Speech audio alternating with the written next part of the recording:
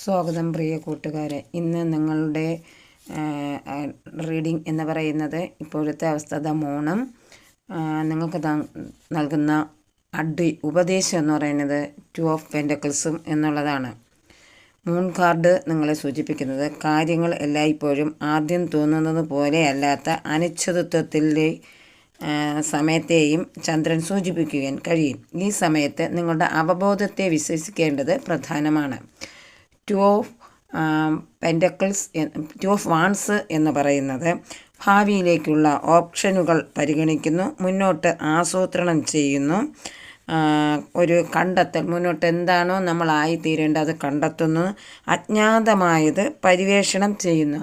അതായത് നമുക്ക് അജ്ഞാതമായ കാര്യങ്ങൾ പര്യവേഷണം ചെയ്യാൻ നിങ്ങൾ തീരുമാനമെടുത്തു കഴിഞ്ഞു എന്നതാണ് നിങ്ങൾക്ക് തന്നിരിക്കുന്ന ഒരു ഉപദേശം. നന്ദി, നമസ്കാരം.